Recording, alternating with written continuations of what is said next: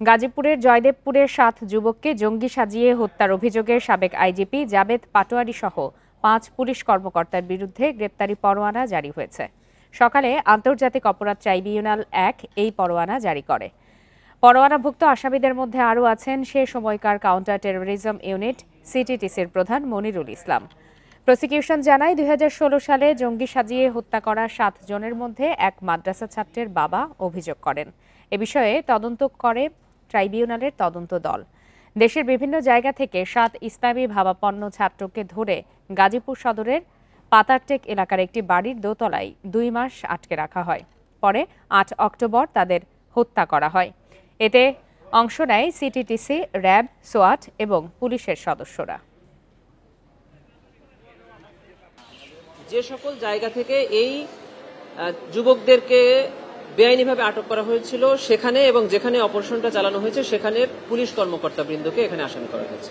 এই যে ৭ জন যুবককে গ্রেফতার করে এখানে আটক রেখে হত্যা করা হলো, তারা দেশের বিভিন্ন জায়গায় থেকে আটক করা হয়েছিল। হতে পারে তাদেরই একজন এরকম একটি স্থানে গ্রেফতার হয়েছিল, যার কারণে সেখানের কনসার্ন পুলিশ কর্মকর্তাকেও এই মামলায় আসামি করা হয়েছে। Chittagong metropolitan police commissioner Hasib আজিজের ওয়্যারলেস বার্তা ফাঁস করার অভিযোগে পুলিশ কনস্টেবল অমিত দাসকে গ্রেপ্তার করা হয়েছে। রবিবার রাতে খুলশী থানা থেকে তাকে গ্রেপ্তার করে পুলিশ। অফিসিয়াল সিক্রেসি অ্যাক্ট মামলায় তাকে গ্রেপ্তার দেখানো হয়েছে। পুলিশের টেলিকম ইউনিটের সদস্য অমিত দাস ওয়্যারলেস অপারেটর হিসাবে ওই থানায় কর্মরত ছিলেন। খুলশী থানার ওসি মিজানুর রহমান জানান, গত ১২ আগস্ট ওয়্যারলেস বার্তায় সিএমপির সব সদস্যের উদ্দেশ্যে অস্ত্রধারীদের দেখামাত্র গুলির নির্দেশ দেন কমিশনার হাসিব আজিজ। তার এই বার্তা ভিডিও করেন পুলিশ সদস্য অমিত। পরে সামাজিক যোগাযোগ মাধ্যমে ভিডিওটি ছড়িয়ে পড়ে। কমিশনারের ওই বার্তা ফাঁস হওয়ার ঘটনায় তদন্তের পর কনস্টেবলকে শনাক্ত করা হয়।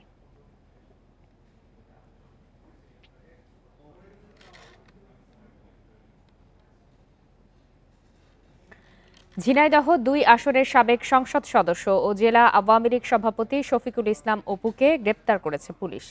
রবিবার রাতে ধানমন্ডি থেকে তাকে গ্রেপ্তার করা হয়। ২০২৪ সালের ৫ আগস্ট থেকে তিনি পলাতক ছিলেন। তার বিরুদ্ধে জেলা বিএনপির অফিস ভাঙচুর, অগ্নিসংযোগ, জেলা বিএনপি সভাপতির বাসায় আগুন দেয়া সহ অন্তত ৩টি মামলা রয়েছে। এছাড়া গত বছরের ৪ আগস্ট ঝিনাইদহে আন্দোলনরত ছাত্র জনতার ওপর হামলার মামলার আসামি অপু। গোয়েন্দা তথ্যের ভিত্তিতে গ্রেপ্তারের পর জিজ্ঞাসাবাদের জন্য ঝিনাইদহে নেওয়া হচ্ছে তাকে।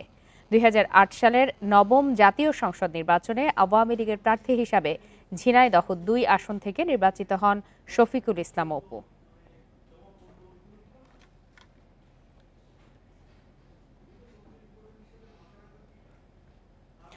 চট্টগ্রামে থেমে থাকা কাভার্ড ভ্যানে পিকআপের ধাক্কায় ৫ জন নিহত হয়েছেন। গুরুতর আহত হয়েছেন ৩ জন। ভোরে নগরীর সিটি গেট এলাকায় এই দুর্ঘটনা ঘটে। পুলিশ ও স্বজনরা জানান, হতাহতরা সবাই পেশায় মাছ বিক্রেতা। সোমবার ভোরে মাছ কিনতে চট্টগ্রামের ফৌজদারহাট থেকে ফিশারিঘাট যাচ্ছিলেন কয়েকজন ব্যবসায়ী। নগরীর সিটি গেট এলাকায় পৌঁছালে থেমে থাকা একটি কাভার্ড ভ্যানকে পেছন থেকে ধাক্কা দেয় পিকআপটি। ঘটনাস্থলেই মৃত্যু হয় গাড়িটিতে থাকা ৩ জনের। আহতদের হাসপাতালে নেওয়া হলে বাড়ে মৃতের সংখ্যা। দুর্ঘটনার খবর পেয়ে হাসপাতালে ছুটে যান স্বজনরা। তারা জানান, পিকআপ ভ্যানে থাকা সবাই মাছ বিক্রেতা। ফিশারিঘাট থেকে মাছ কেনার পর নানা জায়গায় বিক্রি করতেন তারা। পরিবারের উপার্জনক্ষম মানুষটিকে হারিয়ে দিশেহারা স্বজনরা।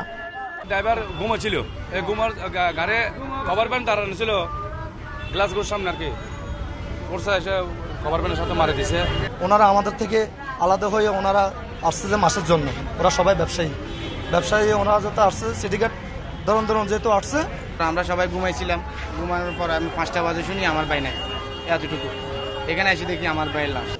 পুলিশ জানায়, পিকআপের চালক নিয়ন্ত্রণ হারিয়ে ফেলায় এই দুর্ঘটনা। এই ঘটনায় আকবর শাহ থানায় অপমৃত্যু মামলা দায়ের করা হয়েছে। স্পিড বেশি ছিল, নিয়ন্ত্রণ হারিয়ে ওই গাড়ির পিছনে ঢুকে গেছে। গাড়িটা কিন্তু কাভার্ড ভ্যানটা কিন্তু আমরা স্থির ছিল, এখানে আগে থেকে দাঁড়ানো ছিল, রাস্তার বাম পাশে ওটা রাত্রে থেকে সম্ভব দাঁড়ানো ছিল। আর এটা একদম নিয়ন্ত্রণ হারিয়ে একদম গাড়ির নিচে চলে গেছে। চলে যাওয়ার কারণে সামনে যে ৩ জন ছিল, ৩ জন একদম চাপা পড়ে মারা গেছে। আর উপরে যারা ছিল ওরা সম্ভবত মাথায় প্রচন্ড আঘাত পেয়েছে। আহতরা চট্টগ্রাম মেডিকেল কলেজ হাসপাতালে চিকিৎসাধীন। তাদের অবস্থাও আশঙ্কাজনক বলে জানান চিকিৎসক। Independent news. চাকরিতে পুনর্বহালের দাবিতে কক্সবাজার টেকনাফ সড়ক অবরোধ করে বিক্ষোভ করেছেন রোহিঙ্গা ক্যাম্পের বিভিন্ন এনজিও থেকে চাকরি হারানো শিক্ষকরা। সকাল থেকে উখিয়ায় সড়ক অবরোধ করেন তারা। এ সময় ক্যাম্পে যেতে দেয়া হয়নি দেশি বিদেশি এনজিওতে কর্মরতদের। শিক্ষকরা জানান, অর্থ সংকটের কারণ দেখিয়ে এনজিওর প্রায় ১২০০-র বেশি শিক্ষকের চুক্তি বাতিল করা হয়েছে। তারা অভিযোগ করেন, রোহিঙ্গা শিক্ষকরা চাকরিতে পুনর্বহাল থাকলেও অর্থ সংকটের অজুহাতে বাংলাদেশি শিক্ষকদের চাকরি থেকে অপসারণ করা হয়েছে। এদিকে অবরোধের কারণে রাস্তার দুই পাশে ৩ কিলোমিটার জুড়ে দীর্ঘ যানজটের সৃষ্টি হয়। যার মতো টিচার আছে ওদেরকে পুনরায় বহাল যতক্ষণ পর্যন্ত মানে বহাল না করে ততক্ষণ পর্যন্ত এরকম চলতেই থাকবে। শিক্ষার্থী এবং প্রশাসনিক কার্যক্রম আমরা ব্যাহত করবো না, জনসাধারণ ভোগান্তি করবো না। এই গাড়িগুলো সবসময় ওপেন। আমাদের দাবি যতক্ষণ পর্যন্ত মেনে নিবে না, আমাদেরকে যদি এখানে মেরে ফেলা হয় আমরা এখান থেকে যাবো না। দরকার হলে আমরা রাস্তার মধ্যে শুয়ে থাকবো। এ বিষয়ে সর্বশেষ তথ্য জানাতে কক্সবাজার থেকে যোগ দিয়েছেন সহকর্মী তৌফিকুল ইসলাম। তৌফিকুল ইসলাম, অবরোধের বিষয়ে সর্বশেষ কি তথ্য রয়েছে আপনার কাছে, এবং ১২০০-র বেশি শিক্ষককে যে হঠাৎ করে চাকরিচ্যুত করা হলো এর কারণ কি বলে এনজিও গুলোর কাছ থেকে কোনো ধরনের বক্তব্য পাওয়া যাচ্ছে কিনা? কক্সবাজার এবং টেকনাফ যে সড়ক সেটি অবরোধ করে রেখেছে সকাল থেকে। আপনি জানেন, রোহিঙ্গা ক্যাম্পে যা সকল বাংলাদেশি বিভিন্ন এনজিওতে চাকরি করেন, অর্থাৎ শিক্ষকতা করেন, তাদেরকে প্রায় ১২০০ শিক্ষককে চাকরি থেকে বরখাস্ত করার প্রতিবাদে এর আগেও তারা বেশ কয়েকবার এরকম আন্দোলন করেছিল এবং কক্সবাজার থেকে জেলা প্রশাসক এবং এখানকার স্থানীয় প্রশাসন তাদেরকে চাকরি ফেরত দেওয়ার, অর্থাৎ তাদেরকে চাকরিতে পুনর্বহালের যে একটা আশ্বাসের কারণেই কিন্তু তারা আগেই তাদের যে আন্দোলনটা স্থগিত করে রেখেছিল। তবে তাদের যে সেই কথা মতো তাদের যখন চাকরি ফেরত পায়নি, তবে আজকে তারা আবার যে অবরোধ করে রেখেছিল। এবং আমরা দেখেছি এখানে বেশ কিছু, অর্থাৎ জরুরি যে সকল পরিবহন আছে সেই সকল পরিবহন ছাড়া অন্যান্য মালবাহী পরিবহন এবং যে সকল গাড়ি এনজিওর গাড়ি ক্যাম্পের দিকে যাচ্ছিল, এই সকল গাড়িদেরকে কিন্তু মূলত বাধা দেওয়া হয়েছে। তবে অবরোধ যেহেতু ৫টা পর্যন্ত, যেহেতু অফিস টাইম, সেই ৫টা পর্যন্ত তারা সেই অবরোধ চালিয়ে যাবে বলে জানিয়েছেন। তবে তাদের আজকে সেখানে কক্সবাজারের পুলিশ সুপার গিয়েছিল এবং পুলিশ সুপার তাদের দাবি দেওয়া শুনেছেন এবং পুলিশ সুপার বলেছেন সংশ্লিষ্ট কর্তৃপক্ষের সাথে, অর্থাৎ আলাপ আলোচনা করে তাদেরকে কিভাবে পুনরায় চাকরিতে পুনর্বহাল রাখা যায় সেই ব্যবস্থা তারা করবেন বলে তিনি আমাদেরকে জানিয়েছেন। কক্সবাজার থেকে জানাচ্ছিলেন সহকর্মী তৌফিকুল ইসলাম। রংপুরে বেগম রোকেয়া বিশ্ববিদ্যালয়ে কেন্দ্রীয় ছাত্র সংসদ নির্বাচনের দাবিতে শিক্ষার্থীদের দ্বিতীয় দিনের মতো আমরণ অনশন চলছে। বিশ্ববিদ্যালয়ের প্রশাসনিক ভবনের সামনে শিক্ষার্থীরা প্ল্যাকার্ড হাতে অনশন করছেন। এরই মধ্যে অসুস্থ হয়ে পড়েছেন অন্তত ৫ শিক্ষার্থী। তাদের মধ্যে ২ জনকে হাসপাতালে ভর্তি করা হয়েছে। শিক্ষার্থীরা জানান, গত ১৭ বছরেও কোনো নির্বাচন হয়নি, যা প্রশাসনের ব্যর্থতা। জানিয়ে জুলাই বিপ্লবের ১ বছর পার হলেও দৃশ্যমান কোনো পদক্ষেপ নেওয়া হয়নি। তাদের একটাই দাবি, চলতি বছর সেপ্টেম্বরের মধ্যেই ছাত্র সংসদ নির্বাচন দিতে হবে। এদিকে দ্রুত সময়ের মধ্যে ছাত্র সংসদ নির্বাচন আয়োজনের চেষ্টার কথা জানিয়েছে বিশ্ববিদ্যালয়টির উপাচার্য ডক্টর শওকাত আলী। যে কোনো দাবি পূরণে আমাদেরকে বসতে হয়, আমাদেরকে আন্দোলন করতে হয়। আসলে এরকম সরকার ব্যবস্থা আমরা কখনোই চাই না। শিক্ষার্থীদের একটা যৌক্তিক দাবি ছাত্র সংসদ, সেই ছাত্র সংসদের জন্য ২৪ পরবর্তী সময়ে আমরা সেটাগ্রস্ত হয়েছে। এর থেকে লজ্জার কিছু হতে পারে না। ইউজিসিকে অলরেডি কথা বলেছি যে মিটিংয়ের ডেটটা ঘোষণা করে মিটিংটা হয়ে গেলে আমাদের এই ল মিটিংয়ের যে কাজটা সেটা শেষ হয়ে যাবে। শেষ হলে তারা তাদের এই সংবিধিটা মহামান্য কাছে পাঠালে তাহলে এটা গেজেট হয়ে আসবে। বরিশালের শের-ই বাংলা মেডিকেল কলেজ হাসপাতালে চিকিৎসকদের ওপর হামলার বিচার ও কর্মস্থলে নিরাপত্তা নিশ্চিতের দাবিতে কর্মবিরতি পালন করছেন ইন্টার্ন চিকিৎসকরা। এই হামলার বিচারের দাবিতে মানববন্ধন অনুষ্ঠিত হয়েছে। দুপুরে হাসপাতালের সামনে মানববন্ধন করেন চিকিৎসক, নার্স ও কর্মচারীরা। ২৪ ঘন্টার মধ্যে দোষীদের গ্রেপ্তার করা না হলে কমপ্লিট শাটডাউনের হুঁশিয়ারি দেন তারা। এর আগে তারা হাসপাতালের কনফারেন্স রুমে সংবাদ সম্মেলন করেন। গত রবিবার হাসপাতালের সামনে এক চিকিৎসককে লাঞ্ছিত করা হয়। এ সময় হাসপাতালের ২ জন আহত হন। চিকিৎসকের উপরে হামলা হয়েছে, ডক্টর দিলীপ, আমাদের একজন চতুর্থ শ্রেণীর কর্মচারীর উপরে হামলা হয়েছে। এই হামলা যারা করেছে, এই হামলার হোতা যারা, হামলার সাথে মূলত দায়ী যারা, তাদেরকে অবিলম্বে অবশ্যই ৪৮ ঘন্টার মধ্যে যদি গ্রেফতার করা না হয়, তাহলে ৪৮ ঘন্টার পরে আমরা সর্বস্তরের সমস্ত চিকিৎসক থেকে শুরু করে নার্স, টেকনোলজিস্ট, তৃতীয় চতুর্থ শ্রেণী কর্মচারী আমরা আসলে আমাদের কর্মবিরতি দিতে বাধ্য হব। বৈষম্য দূর করা ও প্রাতিষ্ঠানিক সুবিধার দাবিতে দ্বিতীয় দিনের মতো কর্মবিরতি ও অবস্থান ধর্মঘট পালন করেছেন রাজশাহী বিশ্ববিদ্যালয়ের শিক্ষক, কর্মকর্তা ও কর্মচারীরা। সোমবার সকাল 9টায় প্রশাসনিক ভবনের সামনে অবস্থান নেন তারা। দুপুর 1টা পর্যন্ত এই কর্মসূচি চলাকালে উপাচার্য, উপ উপাচার্য সহ প্রশাসনিক কোনো কর্মকর্তাই ভেতরে প্রবেশ করতে পারেননি। পরীক্ষা ছাড়া সকল বিভাগের একাডেমিক কার্যক্রম বন্ধ ছিল। কর্মবিরতিতে আন্দোলনকারীরা বিশ্ববিদ্যালয়ের শিক্ষকদের কোয়ার্টার সংস্কার সহ প্রাতিষ্ঠানিক সব সুবিধা বাস্তবায়নের দাবি জানান। দাবি না মানলে কঠোর আন্দোলনের হুঁশিয়ারি দেন তারা। একই দাবিতে মঙ্গলবার পূর্ণ দিবস কর্মবিরতি পালনের ঘোষণা দিয়েছেন আন্দোলনকারীরা। আমাদের যে বেতনের 40% সেটা কাটা হয়, আসলে 40%-এ যে টাকার পরিমাণটা হয় সেই অনুযায়ী সেই বাসার কোয়ালিটি আছে কিনা এটা মেহরবানি করে আপনারাও একটা রিপোর্ট করবেন, দেখাবেন মানুষকে। প্রশাসন কোনো উদ্যোগ না নেয় আমরা বসে এর সাথে কঠোর প্রোগ্রাম দিব, কর্মসূচি দিব যাতে এটা কার্যকরী হয়। রাজশাহী বিশ্ববিদ্যালয়ের পরিসংখ্যান বিভাগের এক অধ্যাপকের বিরুদ্ধে শিক্ষার্থীকে যৌন নিপীড়নের অভিযোগ উঠেছে। অভিযুক্ত শিক্ষকের শাস্তির দাবিতে মানববন্ধন করেছেন বিভাগের শিক্ষার্থীরা। সকালে বিশ্ববিদ্যালয়ের প্যারিস রোডে এই মানববন্ধন করেন ছাত্রছাত্রীরা। এ সময় ভুক্তভোগী শিক্ষার্থীর সার্বিক নিরাপত্তা, শারীরিক ও মানসিক সুরক্ষা নিশ্চিত করা, নির্যাতনকারীর সর্বোচ্চ শাস্তি এবং আইনের আওতায় আনার দাবি জানান তারা। এ বিষয়ে বিশ্ববিদ্যালয় কর্তৃপক্ষ বলছে, অভিযোগ তদন্ত করা হচ্ছে। তদন্তে সঠিক তথ্য পাওয়া গেলে তার ভিত্তিতে প্রয়োজনীয় ব্যবস্থা নেওয়া হবে।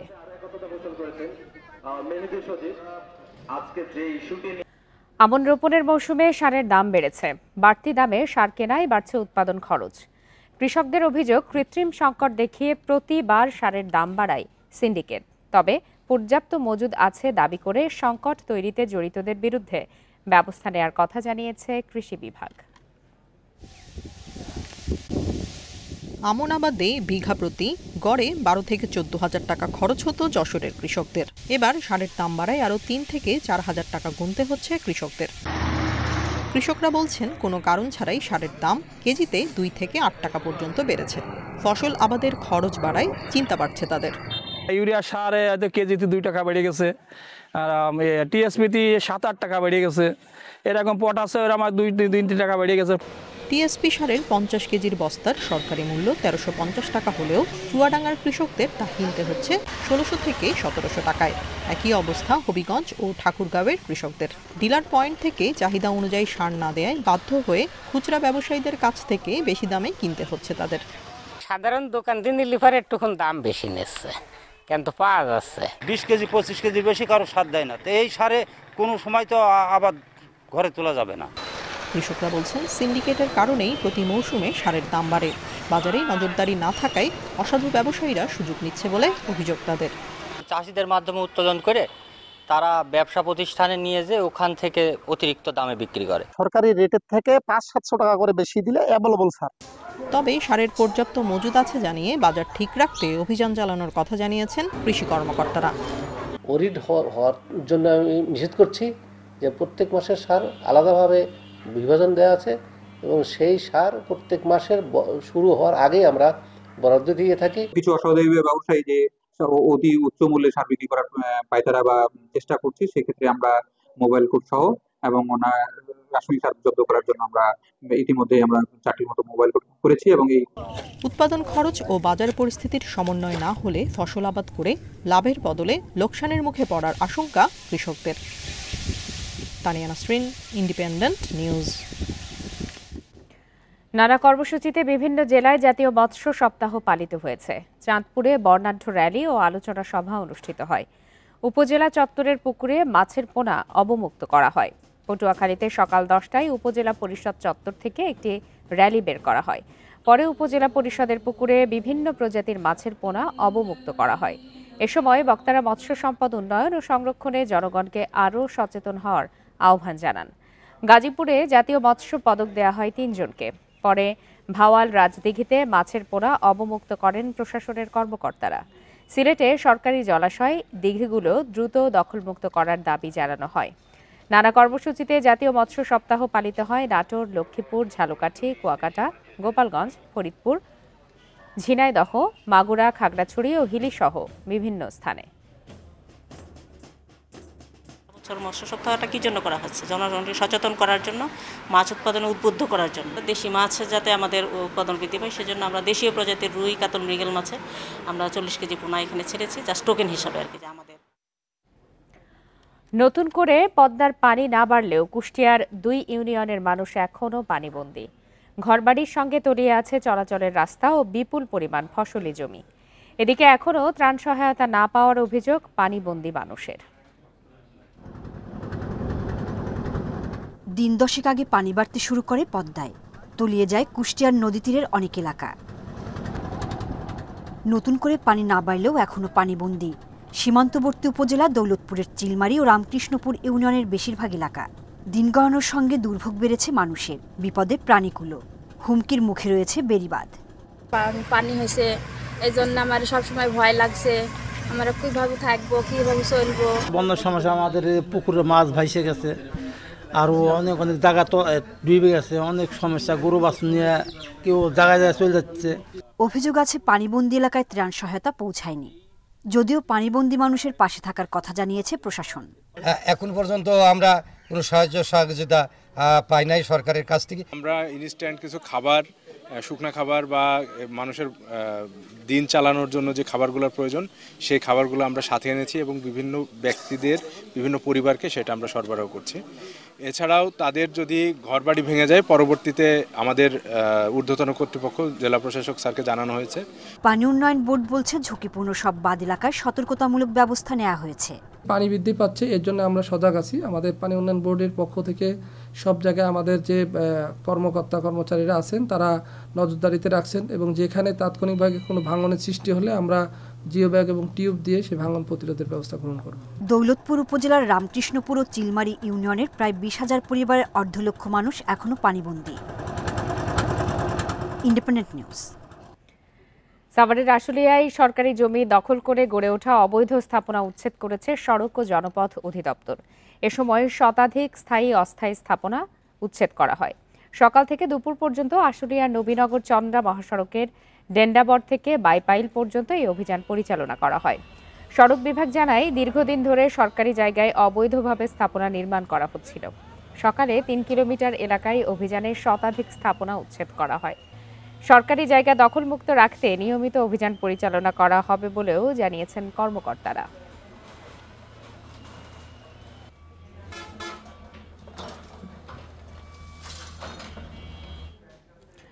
মৌলভীবাজারে ব্যবসায়ী ফয়জুর রহমান রুবেলকে হত্যার রহস্য উদ্ঘাটন করেছে পুলিশ।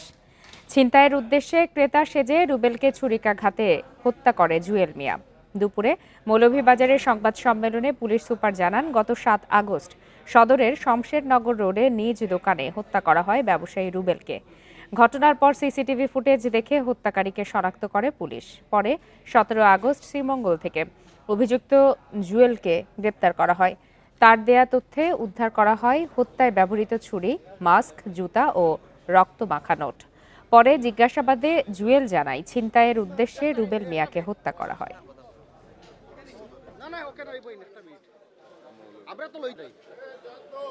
আমার উদ্দেশ্য ছিল পিছনের সাইডে নেওয়া, যেখানে যেহেতু দেখলাম অনেক সময় কোনো মানুষ আসতেছে না, পিছনে নিয়ে গিয়ে আমি তখন তাকে চাকু মারি আর কি।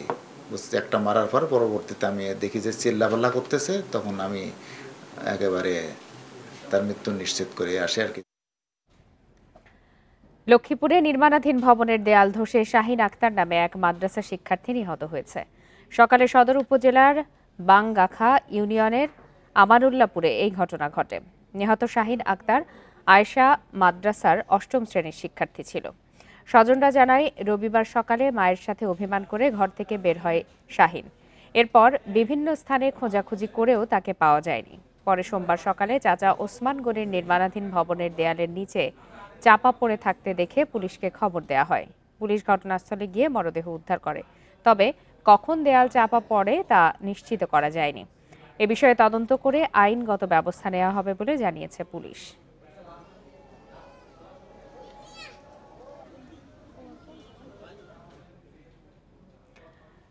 পাবনার ভাঙ্গুড়ায় সড়ক থেকে 2 নারীর মরদেহ উদ্ধার করেছে পুলিশ। ভোরে পৌরসভার সাহেবপাড়া এলাকা থেকে মরদেহ দুটি উদ্ধার করা হয়। ভাঙ্গুড়া থানার ওসি শফিকুর ইসলাম জানান, সড়কের পাশে মরদেহ পড়ে থাকতে দেখে থানায় খবর দেন স্থানীয়রা। ধারণা করা হচ্ছে দ্রুতগামী কোনো গাড়ির ধাক্কায় মৃত্যু হয়েছে তাদের। তারা ওই এলাকায় ভিক্ষাবৃত্তি করতেন বলে জানান স্থানীয়রা। ময়না তদন্তের জন্য মরদেহ দুটি পাবনা জেনারেল হাসপাতালের মর্গে পাঠানো হয়েছে।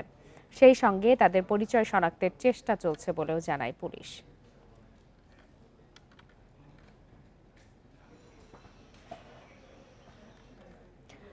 কুষ্টিয়ার কুমারখালীতে এক ভ্যান চালকের গলা কাটা মরদেহ উদ্ধার করেছে পুলিশ। সকালে উপজেলার জগন্নাথপুরের পদ্মা নদীর পাশে একটি বাগান থেকে হৃদয় আলীর মরদেহ উদ্ধার করা হয়। পুলিশ জানায়, হৃদয় আলীর মরদেহ পড়ে থাকতে দেখে পুলিশকে খবর দেয় স্থানীয়রা। পরে মরদেহটি উদ্ধার করে ময়না তদন্তের জন্য জেলার সদর হাসপাতালে পাঠানো হয়। ভ্যান ছিনিয়ে নিতে হৃদয়কে হত্যা করা হয় বলে প্রাথমিকভাবে ধারণা করছে পুলিশ। এ ঘটনায় জিজ্ঞাসাবাদের জন্য 2 জনকে আটক করা হয়েছে। তদন্ত করে ব্যবস্থা নেওয়ার আশ্বাস পুলিশের।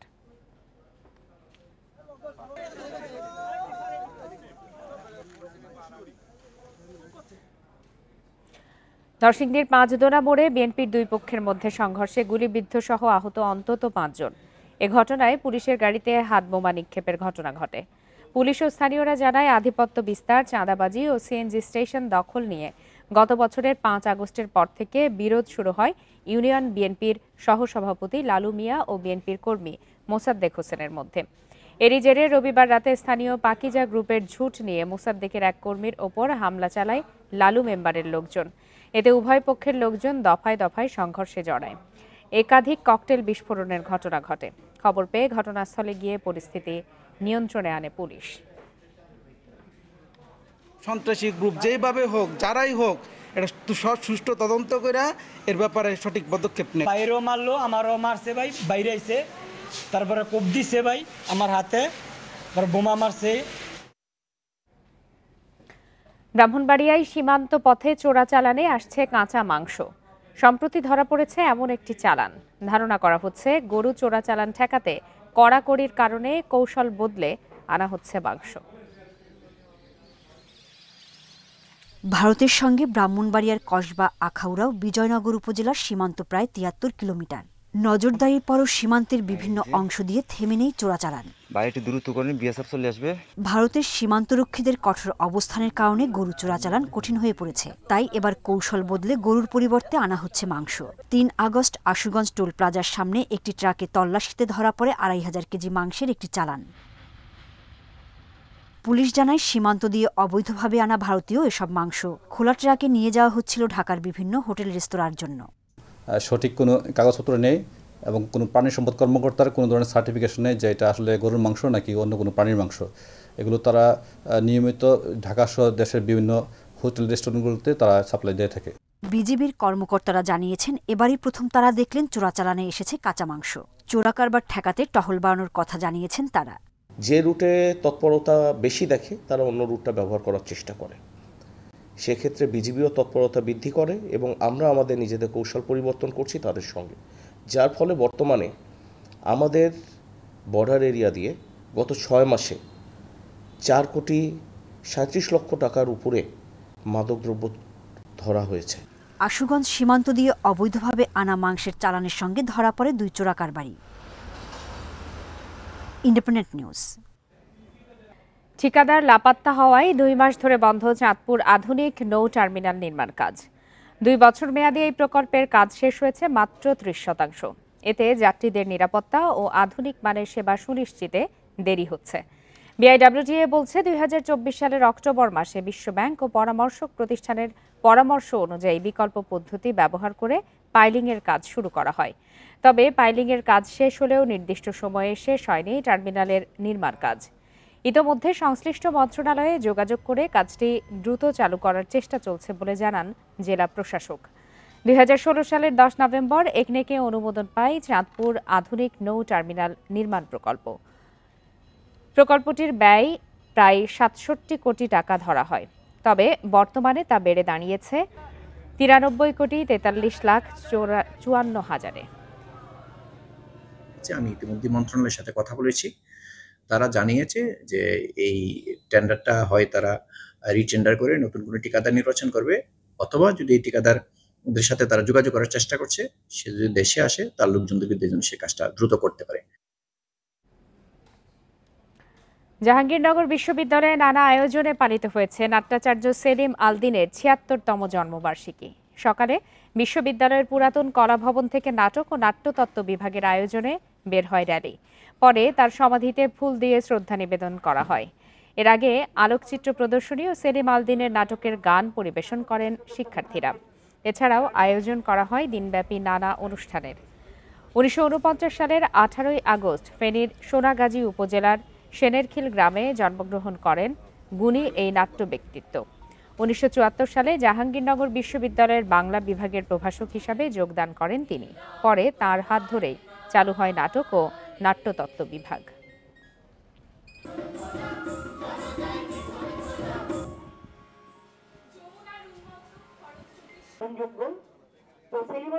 স্মরণ করি, তিনি বেঁচে থাকেন, এজন্য আমাদের নাটক ও নাট্যতত্ত্ব বিভাগের মানুষ মানুষের সৃষ্টির মধ্যে বেঁচে থাকে। সেলিম আলদিন স্যারও ঠিক সেভাবে তার সৃষ্টির মধ্যে আমাদের মাধ্যমে বেঁচে আছে। সেলিম আলদিনের যেই দর্শন, সেটা যদি কেউ বোঝে তাহলে এই প্রাচ্যের শিল্প সংস্কৃতি তার অবশ্যই ভালো লাগবে।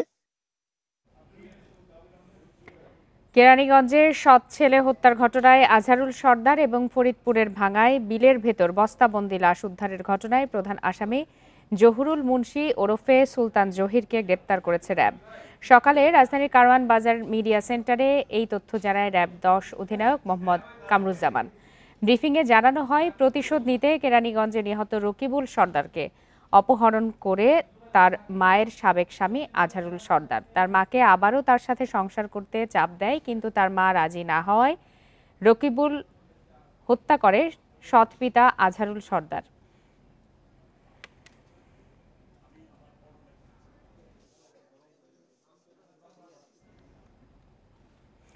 কুয়াকাটায় এক জেলের জালে ধরা পড়েছে বিরল প্রজাতির সজারু মাছ। কাঁটাযুক্ত মাছের ওজন ৩.৫ কেজি। রবিবার রাত ৯টার দিকে মাছটি আলিপুর মৎস্য অবতরণ কেন্দ্রে নিয়ে আসা হয়। এ সময় মাছ দেখতে ভিড় জমায় উৎসুক জনতা। এর আগে গত শুক্রবার বঙ্গোপসাগরের শেষ বয়া এলাকায় জেলের জালে মাছটি ধরা পড়ে। মৎস্য কর্মকর্তারা জানান, বাংলাদেশে এই ধরনের পটকা মাছের বেশ কয়েকটি প্রজাতি পাওয়া যায়। এসব মাছের শরীরে বিষ থাকে, যা মানুষের জন্য অত্যন্ত ক্ষতিকর।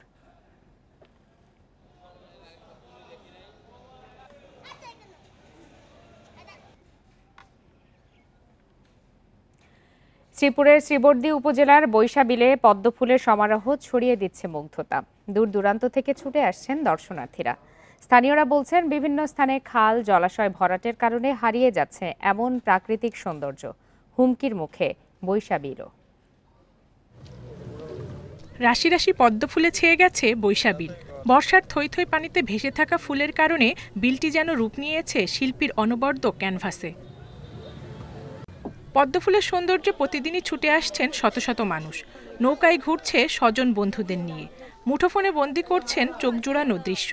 বন্ধু বান্ধব এবং ওনার ওয়াইফ সহ ঘুরতে আসছে, অনেক সুন্দর, ভালো ফুল দেখলাম আর আমার ভালো লাগছে। এদিকে দর্শনার্থীদের কেউ কেউ ফুল তোলায় বিলের সৌন্দর্য নষ্টের শঙ্কা জানান অনেকেই। আরো ভালো লাগতো যদি পদ্ম ফুলগুলোকে এভাবে ছিঁড়ে না ফেলা হতো। এই ফুলগুলি যারা দর্শনার্থী তারা এসে বেশিরভাগ মানুষই ছিঁড়ে নিয়ে যাচ্ছে। যদি এইভাবে ছিঁড়তে থাকে তবে একটা সময় এখানকার সৌন্দর্য নষ্ট হয়ে যাবে। বিল ঘিরে দর্শনার্থীদের নিরাপত্তা, রাস্তা সংস্কার সহ প্রয়োজনীয় ব্যবস্থা নেওয়ার আশ্বাস উপজেলা প্রশাসনের। ইউনিয়ন পরিষদের চেয়ারম্যান এবং গ্রাম পুলিশদের মাধ্যমে আমরা অবশ্যই এটা জনসচেতনতামূলক যে তারা যেন পদ্ম না তুলে এই কার্যক্রম আমরা জারি করব। শহর থেকে 14 কিলোমিটার দূরে বৈশাবিল। বর্ষার সময় ছাড়া খুব একটা পানি থাকে না, তাই বিলটি রক্ষায় ব্যবস্থার দাবি স্থানীয়দের। Independent news. এর সাথে শেষ করছে আজকের সমগ্র বাংলাদেশ। ইন্ডিপেন্ডেন্ট টেলিভিশনের সব খবরের আরও বিস্তারিত জানতে চোখ রাখুন ফেসবুক, ইউটিউব আর এক্সে। ধন্যবাদ সবাইকে।